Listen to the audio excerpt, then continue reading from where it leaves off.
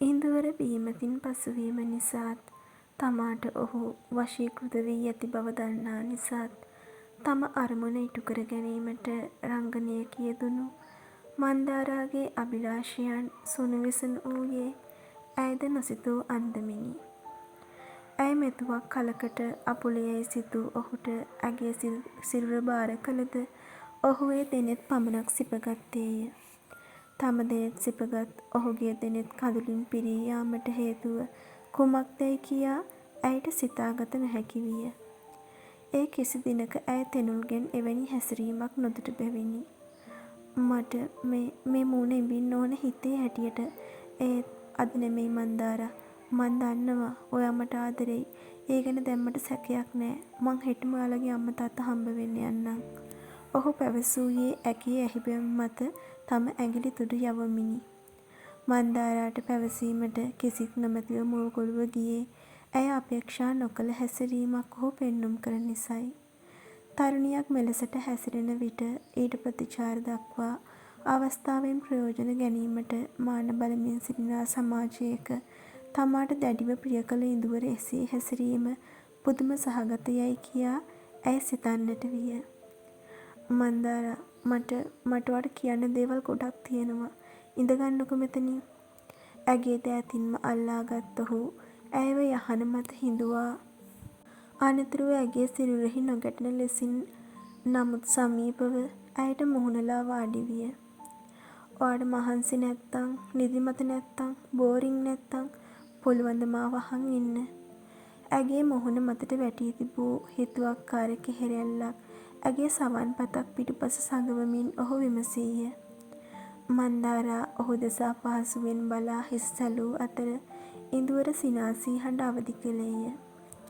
අහංකාර ගති ඇති අය තමාට සවන් දීමට කැමැත්ත පළ කිරීම නිසා ඉඳුවර තුළ ඌයේ සැහැල්ලුව පිරි සතුටකි. නමුත් කෛරාටික බවින් තම මායම්දලට ඔහු හසුකර ගැනීමට ප්‍රයත්න දැරූ ඇය තමා විසින් නැති කරගත් ආත්මාභිමානය නිසා පසු වූයේ මද ලැජ්ජාවකිනි. ඔළුව හොරල මදි. කටින් කියන්න ඕන. සර්. සර් නෙමෙයි. මාව අහන් ඉන්න පුළුවන් නේද ළමයෝ? නිදිමත නෑ නේද? මට පුළුවන් සර්. කතාව ආරම්භයට පෙර ඔහු පිට කළ සුසුමේ බර ඇගේ නාස්පුඩු තුළින් ඇතුළු වී පපු මත්තට බර දෙන විට ඇයට ඔහු පිළිබඳව ඇති වූයේ අනුකම්පාවකි.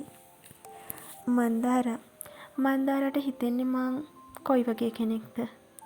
යයි ප්‍රශ්න කළ ඔහු ඇගේ දෙස බලන්නට ඌයේ ඍජුවයි.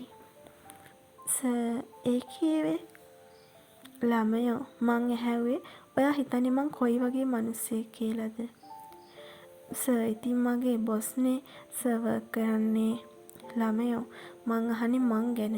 මගේ ප්‍රොෆෙෂනල් ලයිෆ් එක පැත්තකින් තියන්න. මේ ඉඳුවර කියන මනුස්සයා තුළ ඉන්නේ කොයි වගේ කෙනෙක්ද? මට දැනගන්න ඕන.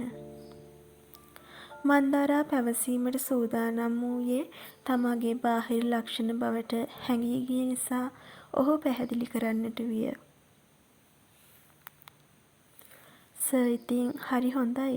ඊටත් වඩා හරිම කයින්ඩ්ලි. මැඩම් වයි සර් වයි ආදරෙන් බලා ගන්නවා. මං ඉතින් වැඩි විස්තරයක් දන්නේ නෑනේ සර් ගැන. ඒ නිසා කියන්න අමාරුයි සර්.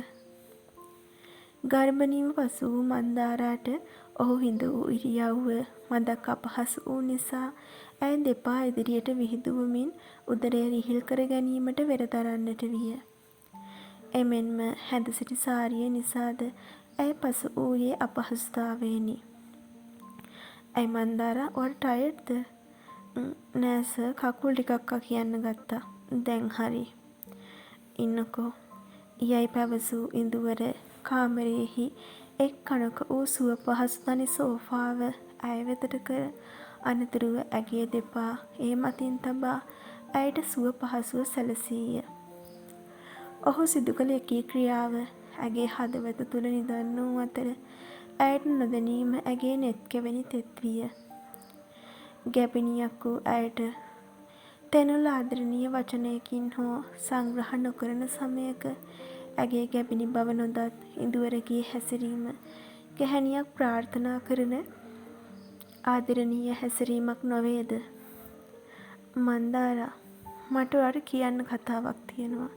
ඒ මගේ ජීවිත කතාව. මං ඇරුණම ඒ සම්පූර්ණ කතාව දන්න එකම කෙනා ඔයා වෙනවා. මං ඒ දේවල් ඔයාට කියන්න හිතුවේ ඔයා මට ආදරය කරන්න පටන් ගත්ත කියලා මට දැනෙන නිසා. මේ දේ අහලා තීරණය කරන්න මට ආදරය කරනවද නැද්ද කියලා. පෙරදී මන්දාරාට සියල්ල සැඟවීමට සිදුවද අවංක හැඟීමෙන් ඇය සමගින් විවාහ විය යුතු යැයි සිතූ ඔහු ඇයට සත්‍ය පැවසීමට සිතීය.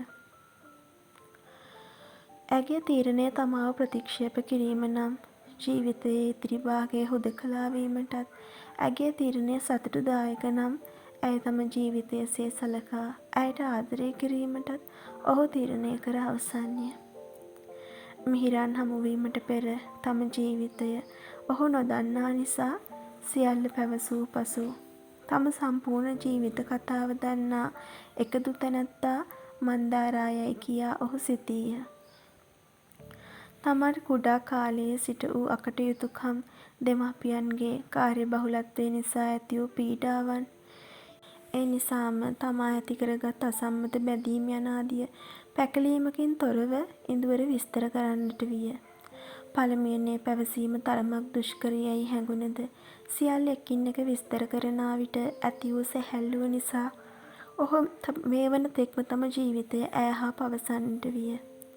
මන්දාරා සිහිනකින් හෝ නොසිතූ, වැරදීමකින් හෝ නොසිතූ, කිසි දිනක ඇසීමට නොසිතූ ඉඳුවරගේ අතීතය ඇයව තුෂ්ණිම්භූත කරන්නට විය.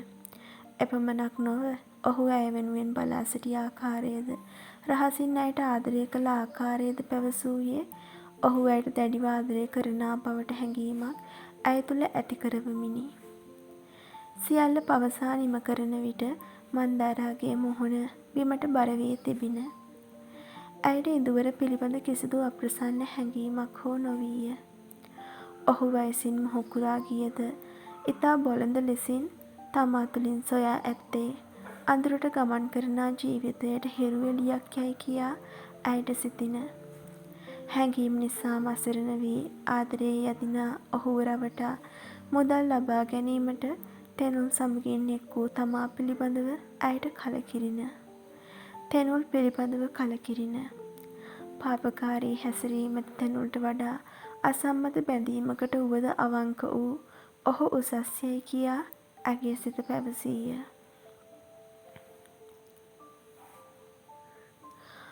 ඔව් මන්දාරා, මගේ කෙනෙක්. හැබැයි ඒ ජීවිතෙන් මං දැන් සම්පූර්ණයෙන්ම මිදිලා.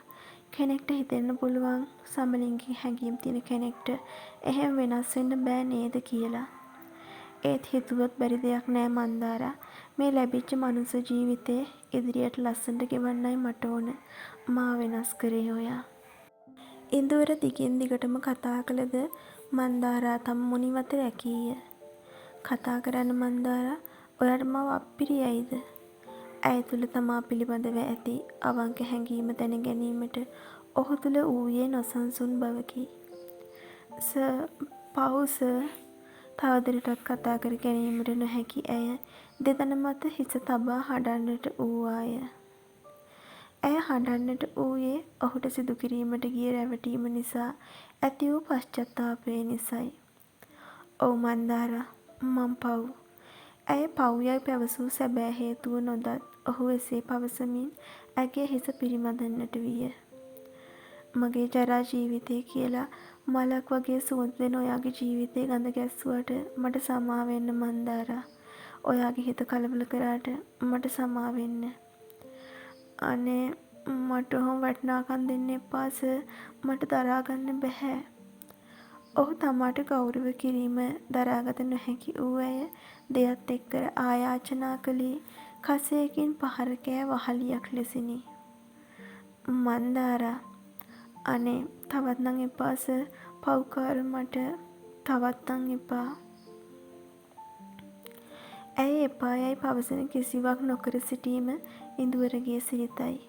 පෙරදී ලැබුම්හල් සිදුවීමේදී ඇය කිසිවක් නොවිමසන ලෙසට පැවසූ පසු ඔහු නිහඬ විය.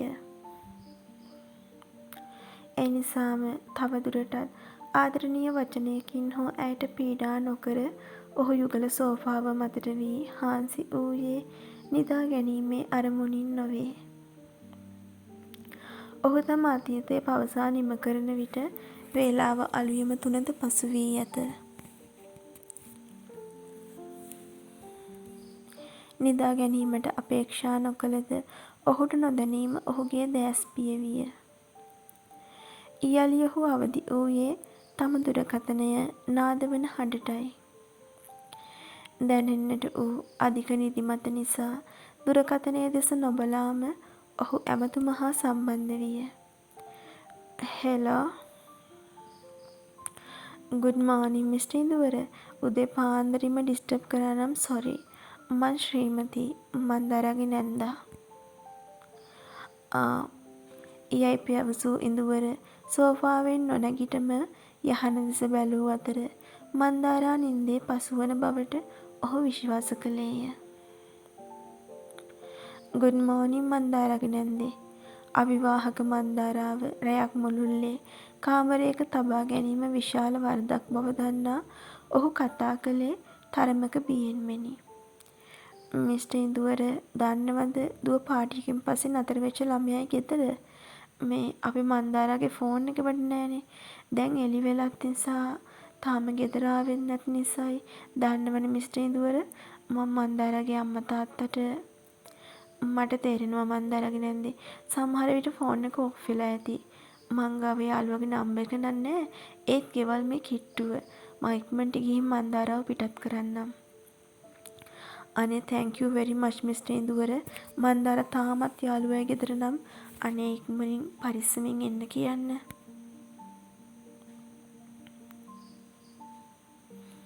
හරි මන්දාරාගේ නැන්දේ. මම මන්දාරාව එවන්නම්. යයි පැවසූ ඉඳුවර වහා නැගී සිටියේ මන්දාරාව නිවස වෙත කැඳවාගෙන යාමේ බලාපොරොත්තුවෙනි. මන්දාරා ඔයා තාම නිදිද ළමයෝ? ඉක්මනින් රෙඩි වෙන්න අපි යන්න ඕන. එසේ පවසමින් ඔහු යහන වෙතට පැමිණියද ඇය එහි නොවීය.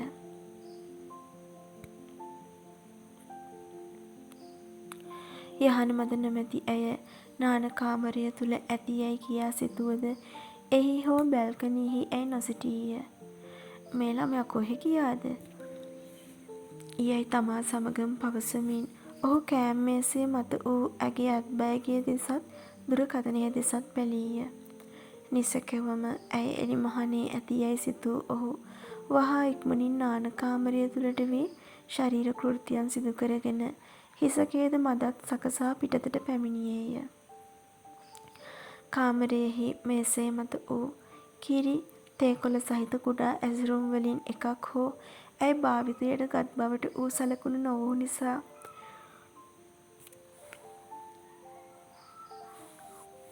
ඇය ආහාරයට යමක් ගැනීමේ අරමුණින් අවන්හල වෙත යන්නට ඇතැයි කියාද ඔහු විශ්වාස කළේය. ඒ අනුව ඔහු සිව්වන මහලේ වූ ප්‍රධාන අවන්හල වෙතට ගියද ගුඩ් මෝනින් සර්. තාම බුෆේ එක නම් ඕපන් නැහැ. 6:30 වලටනේ යනුවෙන් පැවසූයේ එහි ඉදිරියෙන් සිටි සේවකයෙකි. ඉඳුවර හෝටලයෙහි නිදහස් වටපිටාවෙහි ඇය සොයමින් අඩ හෝරාවක් කාලයක් වෙහෙසුනද මන්දාරාගේ සෙවණැල්ලක් හෝ ඔහු එහි නොවීය. "Excuse me sir, can I help you?" ඉඳුවරගේ කලබලකාරී ස්වභාවය දුටු සේවකයෙකු විමසූයේ ඔහු කරමින් සිටි කාර්යයද මදකට නතර කරය. මේ මාත් එක්ක ආව මිස් කෙනෙක් හොයනවා. කලබලය නිසා ඉඳුවර පැවසූයේ අපැහැදිලි ලෙසිනි. හොයනවා කීවේ සර්? මේ දැක්කේ නැද්ද සාරි එකක් ඇඳන් හිටිය සුදු ගර්ල් කෙනෙක් අවුට්සයිඩ් එකේ ඉන්නවා. සාරි එකක් ඇඳපු මිස් කෙනෙක් නම් හිටිය සර් 5 මාරට වගේ අර බෙන්ච් එකට වෙලා. යයි සේවකයා පැවසූයේ ඔහු දුටු දසන වූ පෙදෙස වෙතට දෑස් යවමිනි. ඔහු දුටු තරුණිය මන්දාරා විය. ඇය සාරියක් හැඳ සිටි නිසාත් අධික සීතලද නොතකා හිමිදිරියේ එළිමහනේ සිටි නිසාත් ඔහුට ඇයව මතකයේ විය. "කෝ දැන් ඒ මිස්?" ඉඳුවර විමසූයේ ඇගේ හිස් බංකුව දෙස බලමිනි.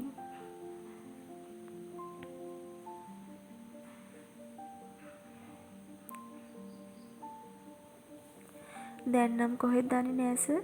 සමහර විට රූම් එකේ ඇති.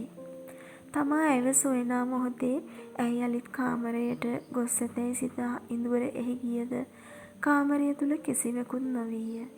යළිත් මුළු හෝටලයම පීරා ඇයව සෙවූවද ඇගේ සලකුණක් හෝ නොවීය.